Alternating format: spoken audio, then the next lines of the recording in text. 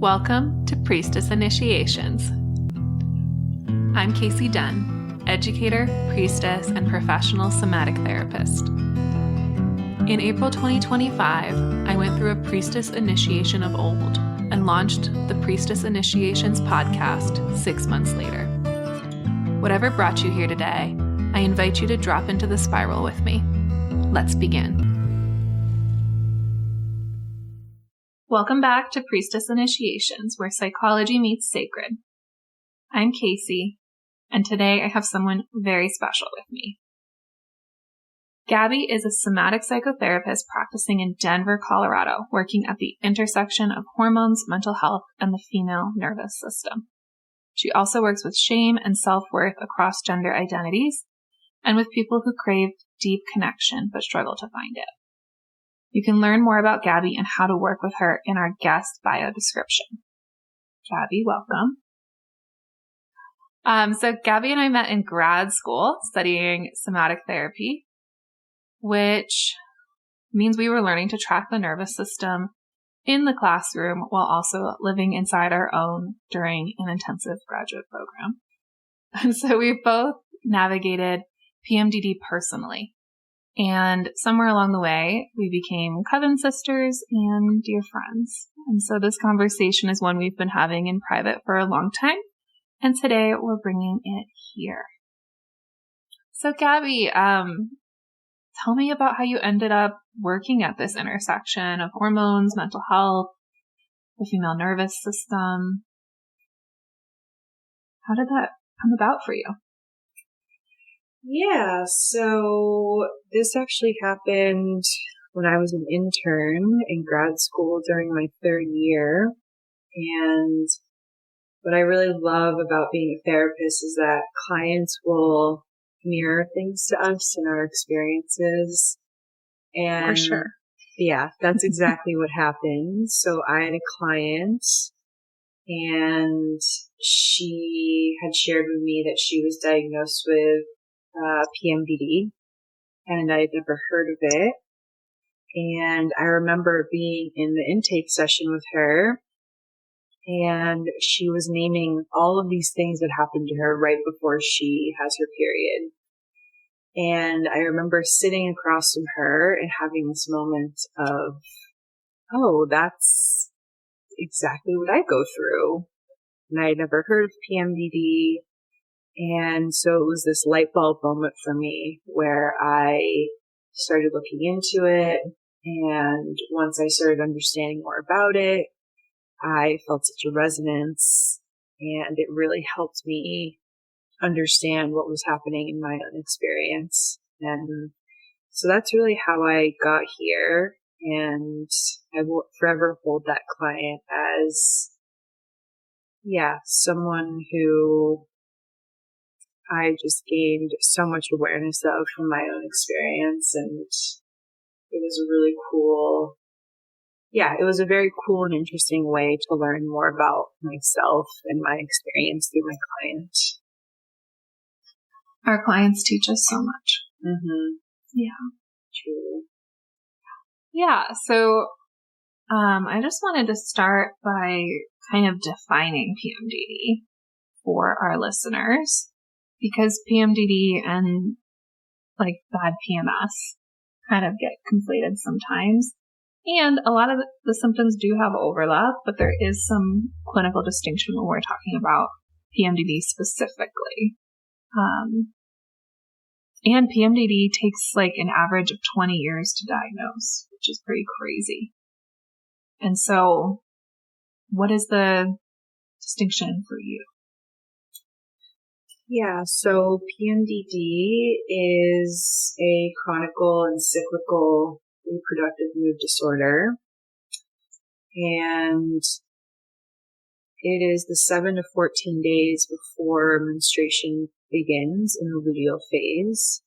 And the symptoms often improve or resolve once bleeding begins.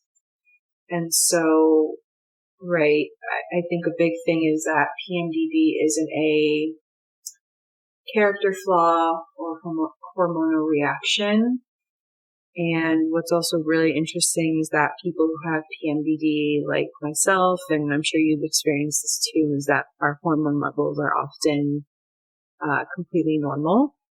And this is why I have found it so confusing in my own experience, because it's not a hormone imbalance, but rather it's considered a neuroendocrine insensitivity.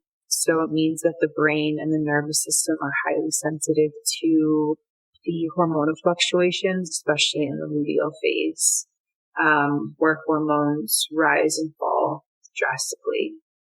And so it's not about having like quote unquote bad hormones. It's really about how the brain and the nervous system interpret change.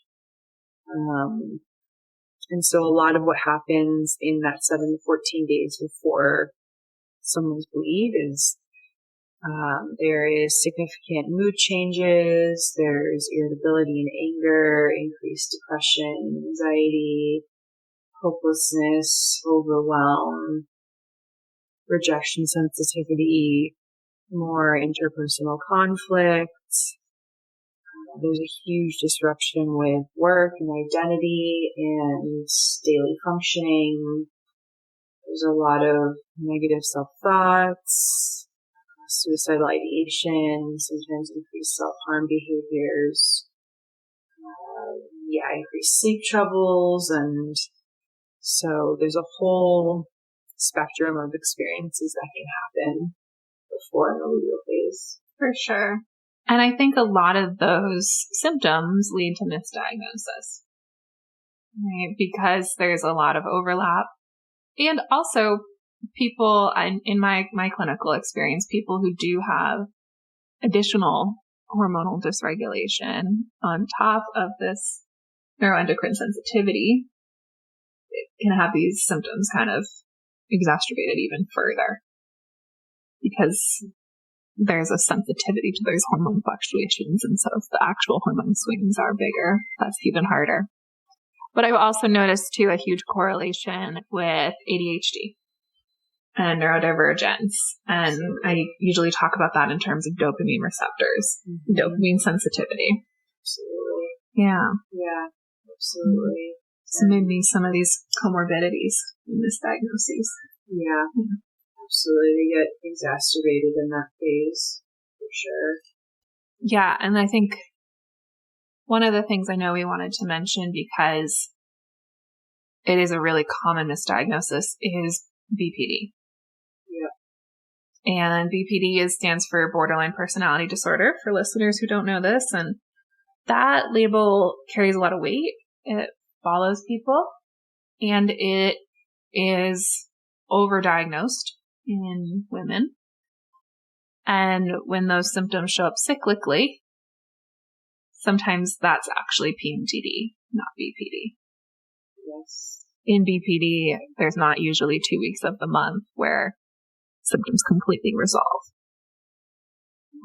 Right, absolutely. Yeah, and even just the clients I have worked with who have PMDD have gotten that misdiagnosis, and as we know, as women, the medical field doesn't really have a great understanding of PMDD, so it's very common that we get misdiagnosed, minimized, gaslit about our experience, and can really impact us, because if we are misdiagnosed and then put on medication, it can make our symptoms worse, it can make our mental health worse.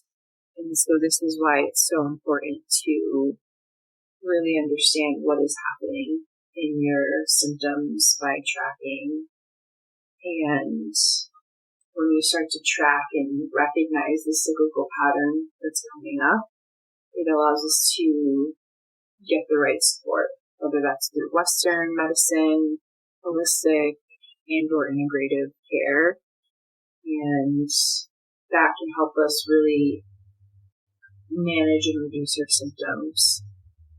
Because a lot of people who have PMDD feel like those 2 weeks of their life, their relationships, their jobs are severely impacted. worst case scenario, someone takes their life, and getting that right support, getting the right diagnosis can really improve someone's quality of life. Yeah.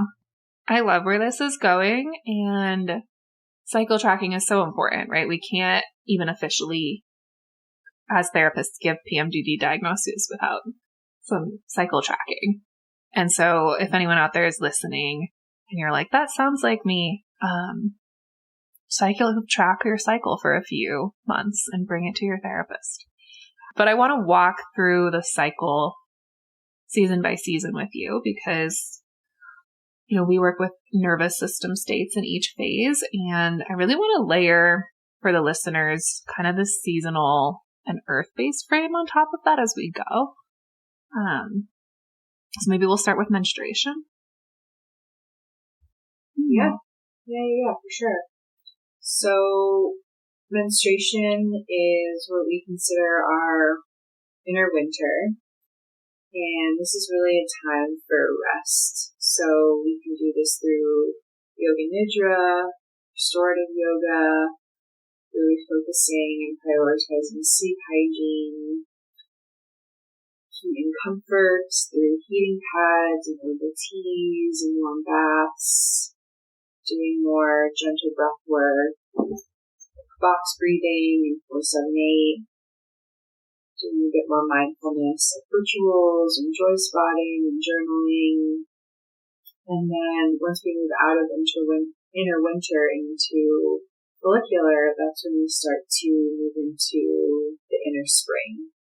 So we might have a little more energy as our hormones start to rise again. We can do movement like gentle hikes and light strength training. This can be a really great time to do creative expression, like unstructured dance, writing, art. This can also be a great time to do goal setting, so planning and brainstorming for ovulation, which then we go into inner summer. And this is really a time where we're more social and outward. We might want to be in community more, have more connection, more intimacy. This can also be a really great time to talk about harder things with people in your life, relationships. Great time to also maybe increase the movement, so maybe more moderate to heavy strength training.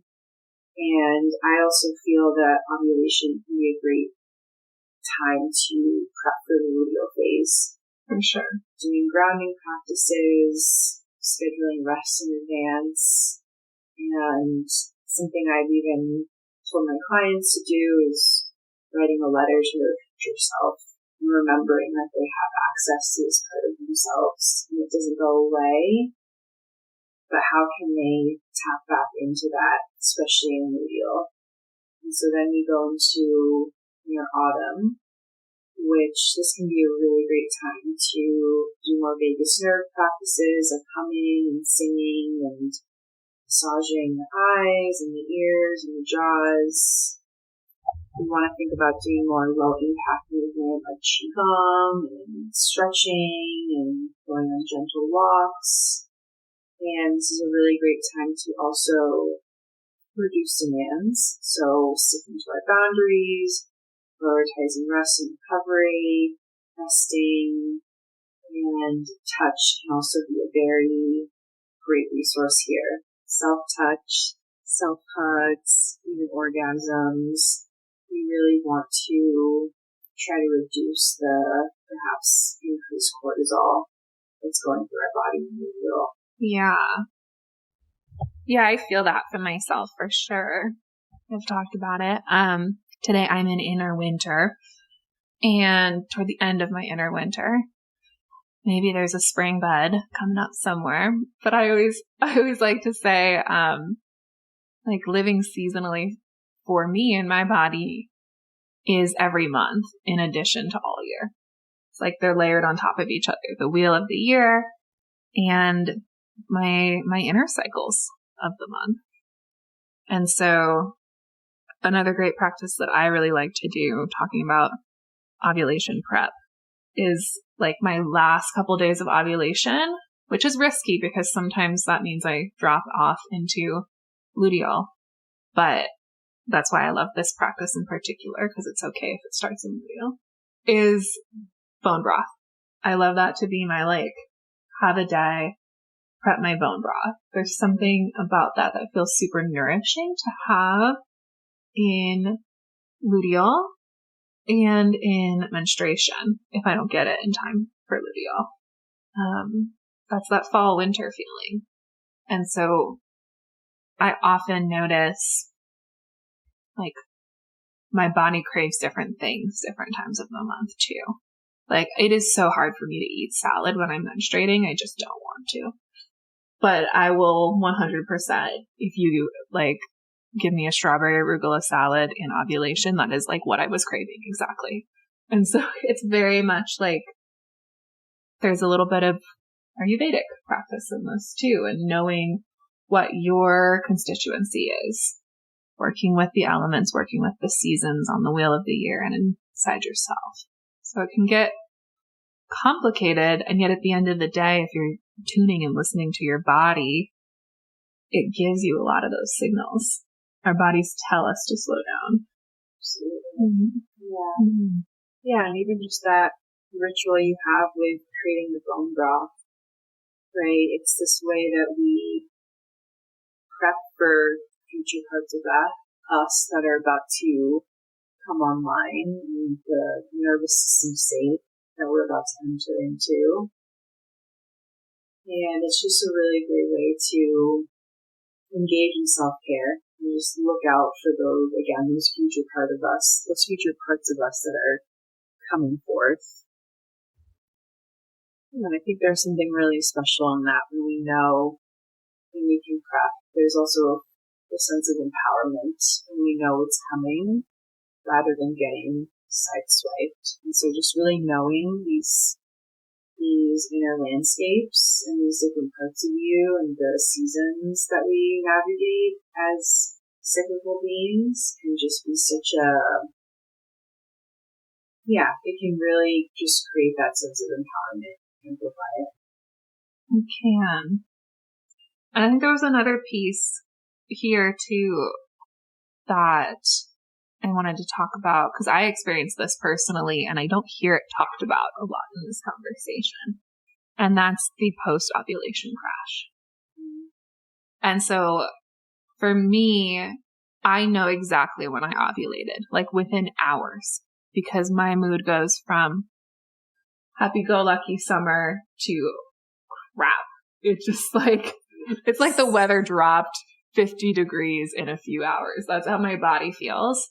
And, and so that is that 24 to 48 hour window right after ovulation when estrogen just kind of drops right off and progesterone hasn't risen yet. And so like what's actually happening there? Because I think a lot of people experience this and don't have names for it. And they're like, well, I have a mid-cycle thing that happens. Yeah. But it's not your period. So what is that?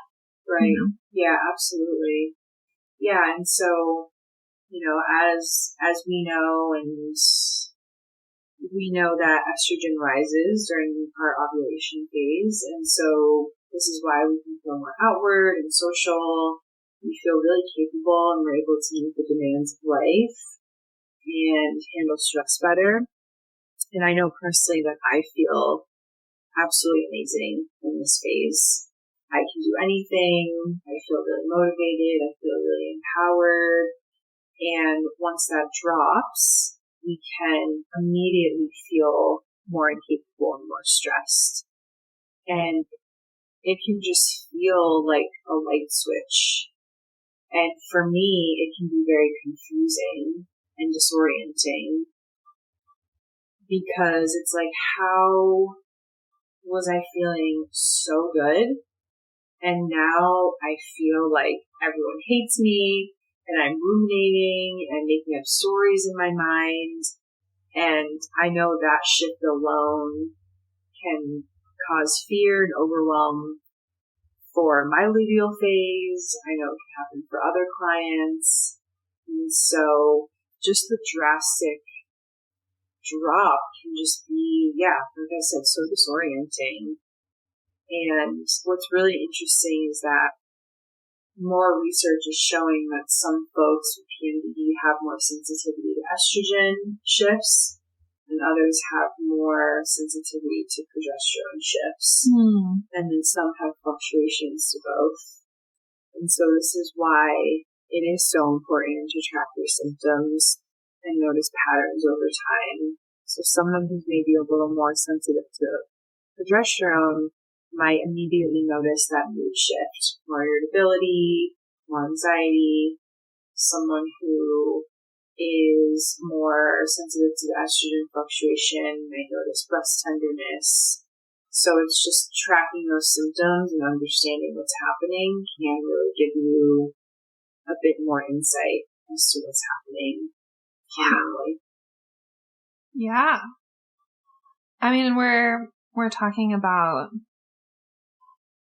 complex hormone dynamics that lead to complex symptoms, and a lot of the in-between in those sensitivities too is neurotransmitters.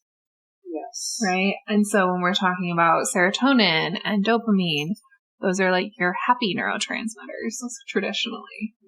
And those are really sensitive to hormonal fluctuations in general, but in people with PMDD, they are extra sensitive. And so that's in part why there's this overlap for people with ADHD, because ADHD is primarily a dopamine disorder. It's a dopamine deficiency typically.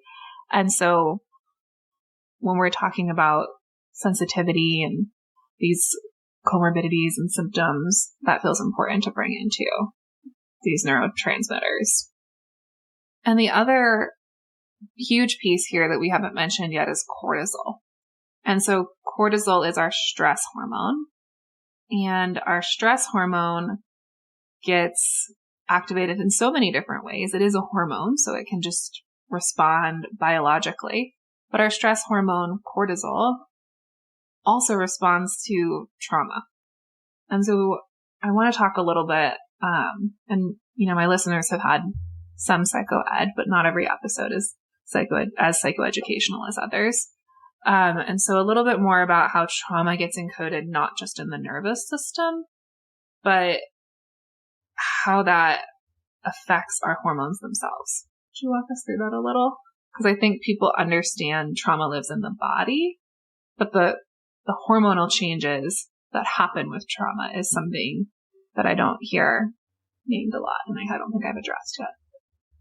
Yeah, absolutely. This is something I feel really passionate about just in what I do, because a lot of clients, and not all, but a lot of clients who seek out PMDD treatment do carry a history of early life trauma, whether that's relational, emotional, sexual, and essentially, during these really critical times in our life when our nervous system and brains are developing, these neurotransmitters get impacted along with brain circuits and systems that control our body's response to threat.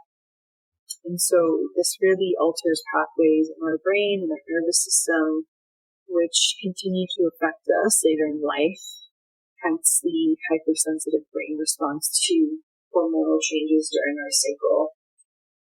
And so you want to think about how trauma sensitizes the nervous system, and a trauma-shaped nervous system may interpret these internal hormonal changes as threats.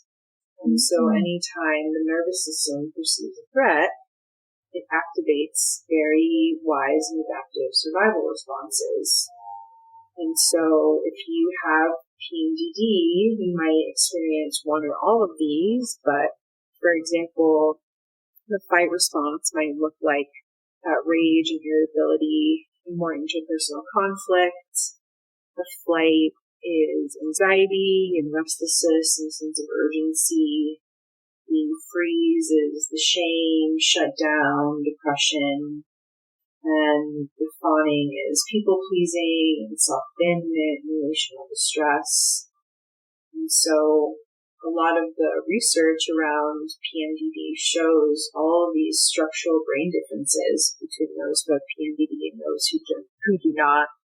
Right? And so when we talk about neurodivergence,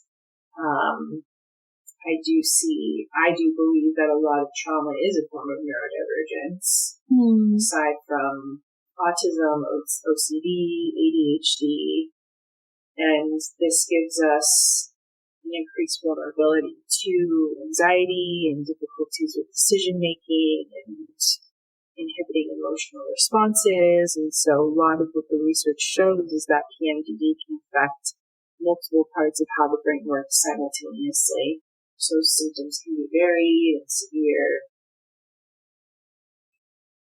Yeah. I mean, that's so cool that they're finally doing some brain scans.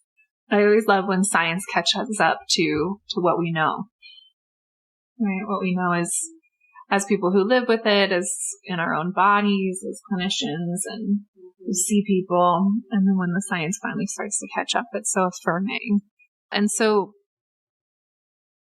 a lot of this is why PMDD doesn't respond super well to cognitive therapies, right? Can you just talk about that a little more?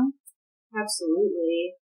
Yeah, so PMDD is inherently physiological, and so if the body and the nervous system are included in treatment, we miss a critical piece of information. And this is why somatic therapy can be so helpful for PMDD, is because we can't think our way out of these fight, flight, freeze responses. We have to really feel and move through it slowly and with care and with attunement. And, a lot of growth happens in terms of nervous system work when we start to push our edges in tolerable ways. So a lot of, I know a lot of the work we do is around the window of tolerance. And so what's really cool is that somatic therapy, it pays attention to how past experiences live, not just in our thoughts and emotions, but also in our bodies. And so as somatic therapists, we're always being curious about sensations and five sense perception and postures and gestures and tone of voice. And this really helps us get to what talking alone can always reach. And so as cyclical beings, a different part of us in our nervous system shows up throughout our cycle. So to better support ourselves, we have to know which state of our nervous system correlates with each phase of our cycle so that we can better prepare and understand how our body is showing up. And I think what's really interesting in terms of what I've witnessed in myself and in my clients, and I'm sure you witnessed this too, is that the luteal phase actually signals to us what processes might have been thwarted in our younger years and what still needs to resolve, what needs adjustment and care and attention. Yes. And I know for a lot of me, a lot of my own attachment stuff comes up. And I believe this mirrors what happened in my childhood and experiences that got stuck with me in a very deep, somatic way that still needs to be worked through to feel safe enough. And so through the symptom tracking, the nervous system mapping, learning stabilization and emotional regulation skills, sleep hygiene practices, conflict and communication skills, right? We start to work with each phase of the cycle so that we can plan ahead and really build stability across the month, not just in the luteal phase. For sure. Yeah.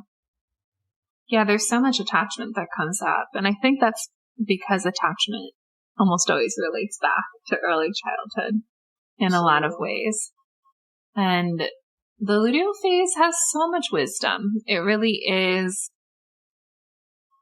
It really is for me. I always, I talk about in luteal, my Lilith part comes out more, and sometimes that's preferable. Sometimes I'd prefer to be like angry than sad and scared, but it's because she is the protector of my child part, which is also really present.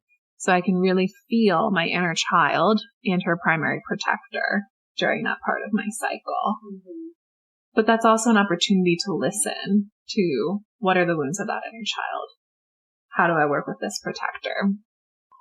Let's talk about that a little bit, this idea of fawning, holding it together, fight, freeze, and how that maps onto the cycle. And then a little bit about attachment, because I think this attachment piece is really important, and I think it's really going to resonate with people. It does for me, for sure. And it's funny because a few weeks ago, and we're recording this before this episode drops, because that's what happens with my interview episodes, as y'all know, because I take editing time. Indie podcasts moment. And a few weeks ago, I was talking about trees and the mycelium network and interdependence, right? And interdependence really is what we are toting as what we're searching for in attachment. And yet, when I was talking about that, I was realizing, even in my own nervous system, and at the time I was in ovulation. And so I was really trying to work with, okay, how do I do some work around this now? Right? How do we do some of the deeper work then? I realized I don't know that many people that actually know what embodied interdependence feels like. And so I had to go and I had to ask the trees, what does that actually feel like? Because I don't know. And there's this trust without expectation that the trees have of each other that's really beautiful. And as I sat with the trees, my own Lilith part came up. That protector part, that same part that comes up in luteal, showed up with the trees. And so it's so interesting. I didn't plan that for these episodes to be on my mind at the same time. And this is definitely an off note thread, as my listeners know I sometimes go on. But it's interesting that we talk about interdependence as the aim without really knowing what that is. Mm-hmm. Absolutely. Mm-hmm. I mean, yeah, we also, attachment talks about the ways that we are biologically wired for connection. Mm-hmm. When you think about, our primal ancestors, no one would have been able to do it alone. We all needed to be part of some kind of group or tribe to be able to live. Because there was no way that one person would be able to stay alive while trying to manage all of the things happening in their environment. Yeah, no. Absolutely. Yeah. No. Yeah. Well, and some of these sensitivities that get amplified in our current society were gifts back then. Mm-hmm. Like forms of neurodivergence. Mm-hmm. Back then, I've been seeing some stuff, mostly online on Substack, but about how neurodivergence really probably served a very evolutionary purpose. And it's not like it's actually rates are increasing now necessarily. Mm-hmm. We're just increasing discovery of it. And the discovery is that it's a much huger percentage of the population than we thought. And so, people are starting to ask why that is. And I think that there must be an evolutionary advantage to some of this. And so when I think about that, right, what does it mean to be able to be more sensitive in a tribal environment? is very different than what it is to be sensitive in a city in an overwhelmed, constantly overstimulated environment. Absolutely.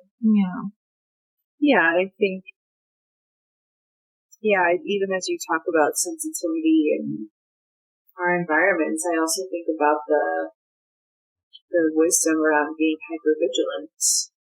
Like, you had to really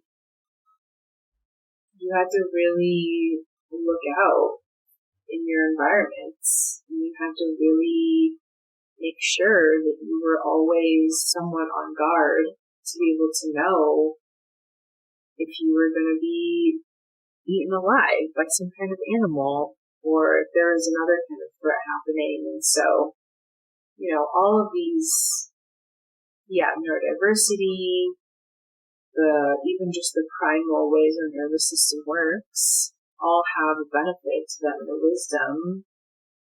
And over time, it shifts because of the capitalism, the patriarchy, white supremacy, and so it's interesting to think about for sure.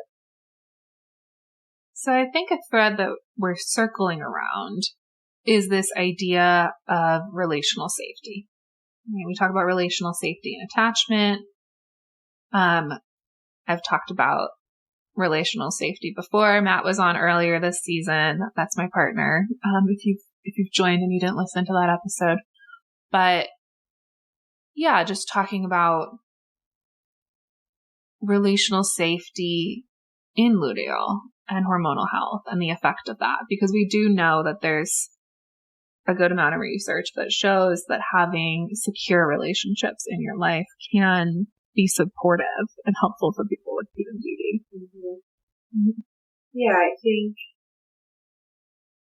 it can be so vulnerable to have PMDD and go into the luteal phase and be witness in that with a partner.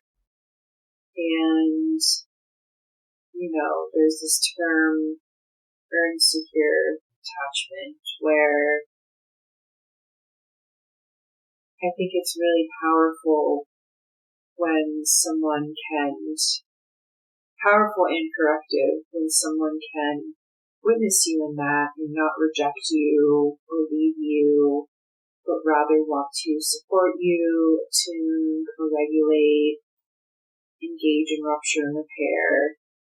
And there's also something really powerful about being seen and believed in that experience. And,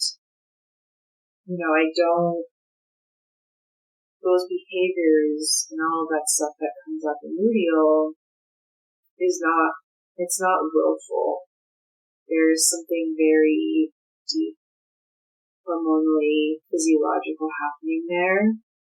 And as we know, that emotional safety and survival are very intertwined and connected.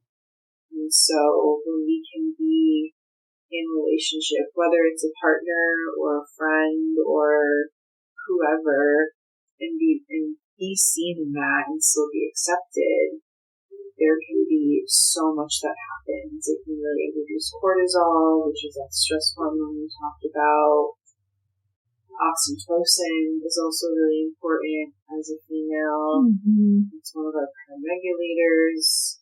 It's a bonding hormone. We get it through touch, through even helping others. We get it through orgasms. And so, I think when we can be in relationship with others, when this luteal part of us is present and forward, there's something that very much shifts, reorganizes our system that can really help us with that relational safety. And I know you talked about it on your podcast with Matt and being witness to Matt, or maybe in the extended version, but even just in my marriage, being able to be shut down and have my partner just sit with me, not try to fix anything, is incredibly helpful and supportive.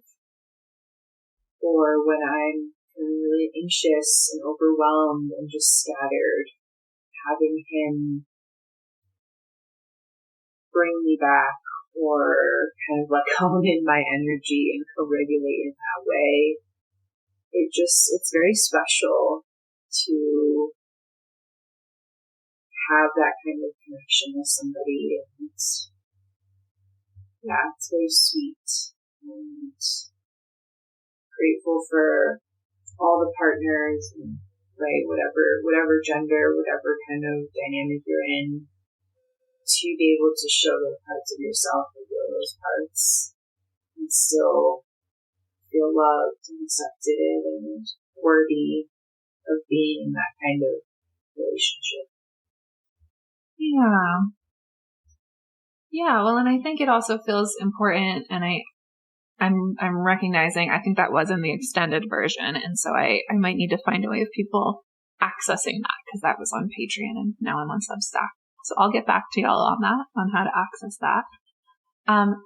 And yeah, I think something that Matt and I had talked about that does feel really important to this piece is that it doesn't all have to be the same person. Yes. Right? Like, I think in partnership, what I've found is really important is I just need him to be calm, to be grounded.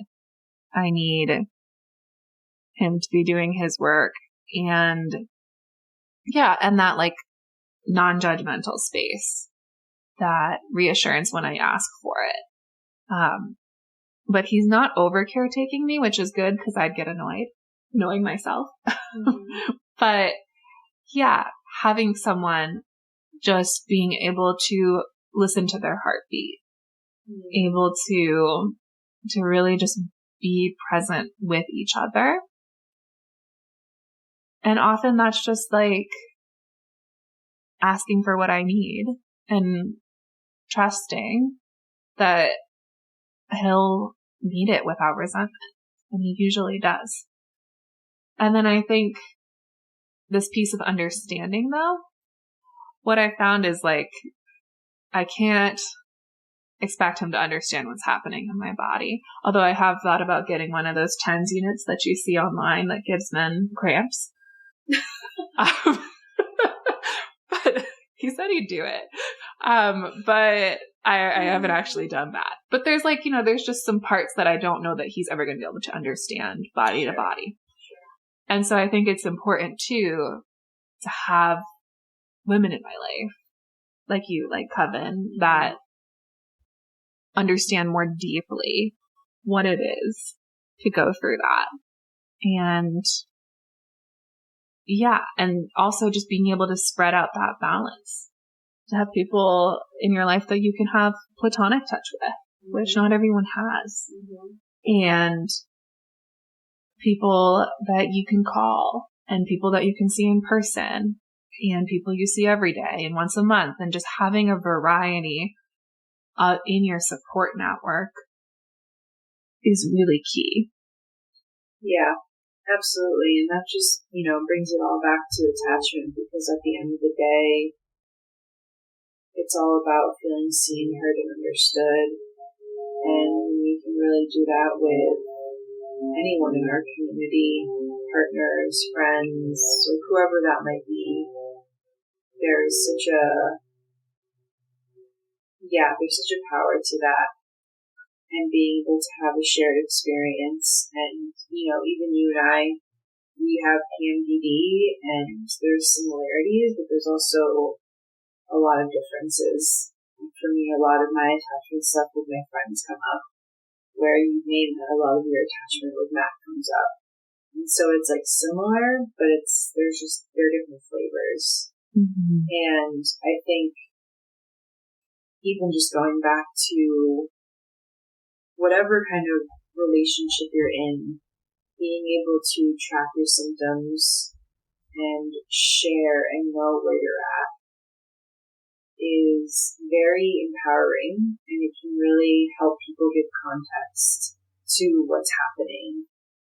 And so I know with my partner, my husband, that we share my natural cycles app, right? So he knows right? And he'll joke about it too. Yeah, we have that one too. Yeah. And it's really helpful to like him get notified that, you know, he'll be like, oh, I feel like you're going into luteal. Like, okay, like what's going to happen? And I'm like, great question. We'll see. And so it's just like having that knowing and being able to share with people. And I think what's really can be really cool is that you can eventually, when you start to know the patterns and track, you can have little tricks, you know, with people you live with, whether that's nonverbal stuff, maybe like a gesture or putting a colored sticky note on a door or I don't know, a red scrunchie on the doorknob, like just something that indicates like, okay, I've shifted into this phase and this is just giving you a heads up. Can just be also very helpful. Yeah, for sure. We use natural cycles too. I love that one. Mm-hmm. I was just remembering something funny though, because, for whatever reason, the way the notifications come through on Matt's phone is he'll get a notification. It goes, your period is coming. But it just says it like that for him. Yeah. So, I love it. I love it. It's like, it's our period. So it's coming. Yeah. And then when Jeff gets the ovulation notice, he's like, oh, you're ovulating. Yes. Yes, I am. And it's just funny. It's really nice to be able to have my husband know where I'm at without me having to tell him. I think there's also something there too of, just some kind of like shared language there. Yeah. Well, and you know, there's already a lot of a burden on women in heterosexual partnerships to be the one that is really tracking things and naming things, and sometimes that's exhausting. So just having one little less thing that you have to do is really nice. Absolutely. Yeah. And so I think we've been talking about it really throughout the whole episode, and we're getting close to the end of this episode. But just wanting to touch a little bit more intentionally on what the fuller picture of support actually looks like. Because the two most common, you know, interventions that we use for PMDD are birth control and SSRIs, which can genuinely help. And they also often get prescribed without anyone addressing what's actually happening underneath, especially birth control. I feel like that one gets prescribed before people even get diagnosed, and that's why there's such late diagnosis sometimes. And SSRIs can be prescribed cyclically, but not even a lot of people know that. There are psychiatrists that still don't know that for some reason, even though there's very adequate, robust research on it at this point. In very low doses are very effective. And so what are we missing in this? And, you know, I know you talked a little bit about some somatic and vagus nerve practices. We've talked about symptom tracking a lot. But I'd love to just hear some more about what you think could be supportive for people. Mm-hmm. Yeah, I think I am incredibly biased towards somatic therapy and nervous system work. And that's just one pillar of this whole PMDD process. You know, things that I cannot speak to as a therapist and that are out of my scope are nutrition and supplements. I can't do blood work. I can't check hormones. But, you know, those are all part of it. Getting lab testing and even though PMDD is not really about hormone imbalances, there are a lot of other things that are happening that can show up in your blood work that can give insight into what is happening. Your minerals, your vitamin D, a whole slew of other things. And so, that's really important. Getting lab work, working with people who not just understand the Western, what's the word I'm looking for? Spectrum, I guess, but, working with, if you can, functional medicine doctors who really understand the,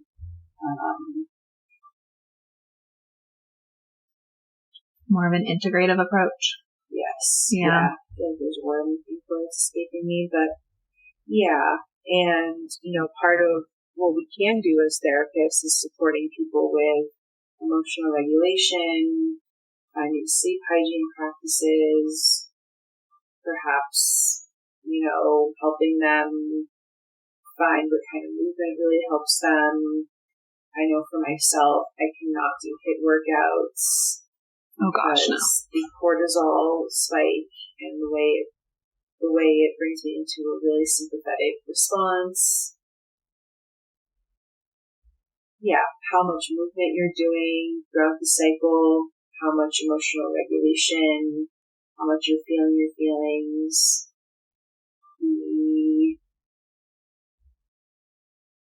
the food you're eating, the amount of water you're drinking, the supplements you're taking. So it's really all of that combined. Therapy, your spirituality, the kind of community you have. And so it's really working with PMDD is more of a lifestyle approach. Mm-hmm. What are you willing to shift in your lifestyle that can help? And I say that given that, a lot of people work really stressful jobs and they can't shift out of that. Or we think about the system we live under, the fact that a lot of people right now can't pay rent or have a hard time with food. And so there's so many factors, systemic factors here, systemic in the body and systemic in the world we live in. So I think what's really important is to be able to find providers or somebody that can help you figure out, okay, where do you have control and power to shift things? Yeah. Yeah, I love that. And I think it's all really important, and it is hard to make all those lifestyle adjustments in our world. It's asking for a radically different way of living. And I think it's asking for the radically different way of living that we're feeling called toward with Uranus and Gemini. I think that's part of it. It's like, what kind of world are we building? What world are we building for ourselves, for each other? For me, that means living closer to nature, living in smaller communities. And that is really supportive for PMDD. And so all of that feels really important. And I just really want to briefly touch on too, herbs. And I'm going to do a whole episode on herbs and the nervous system sometime soon. But there is a luteal wellness guide available now at priestessinitiations.com. And in there, I also put in some recommendations for lab tests for things that I know as a therapist often get missed that relate to PMDD and other mental health conditions. So if you're not able to access a functional medicine doctor, and the best you have access to is a PCP right now who may or may not know a lot about mental health related lab tests, that's something you could bring with you. And so I think, and there's also an herbs list, of course, there's an herbs list in there to bring to your naturopath or herbalist. But yeah, it's so holistic. It's such a whole picture. And this conversation is exactly why I was so excited to have Gabby on the podcast. So if anything we talked about today is really landing in your body, I want you to know that it's not you being too much. That's your nervous system holding really old patterns that are now living in your hormone structures and your hormone systems, and it can learn something different. But that process is slow. It's long. It's related to attachment. It's related to the systems in the world and the life that we live in. And so giving yourself permission to let go of that idea that you're too much. And so, Gabby, is there anything else you wanted to say before we head off? Gabby sees people in person and virtually in Colorado, by the way. The link, if you wanted to work with her clinically, is in her guest bio, and it'll be in the episode description as well. She's really an awesome clinician, and so if you're looking for someone who can hold the clinical and the somatic and the cyclical all at once, she's your person. But yeah, anything you wanted to say? Yeah, well, thanks so much for having me. I love talking about this stuff, and I feel really passionate about these intersections. And, I think something that's really important to say is when we do this work, we're not working with the narrative, and we work with the body and the nervous system, and it can feel really slow, almost painfully slow.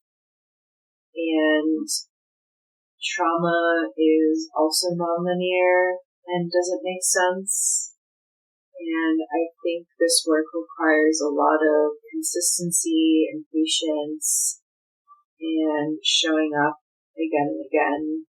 And when I say consistency, I do not mean showing up 100% every day.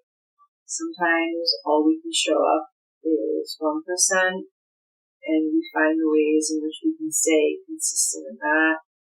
Other days we show up 95%, and this work is really about all of the little practices that you find that work for you and your body and your nervous system, and sticking to them, and just remembering that this takes time to be able to unwind patterns, whether they're attachment or survival, and being able to reorganize in a different way. And it is possible, and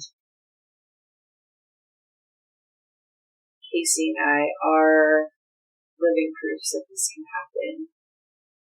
And so wherever you are in your healing journey, just remembering to have grace and lots of compassion with yourself. Thank you so much for being here. So exciting. Yeah, thank you.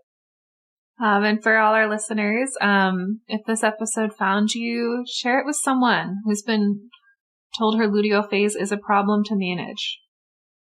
She deserves to hear this. Subscribe to the podcast so you don't miss an episode. Trust the spiral. This podcast offers spiritual and psychological education and priestess wisdom. This is not therapy, counseling, or mental health treatment. If you need mental health support, please contact a licensed provider, and in a mental health emergency in the U.S., call 988.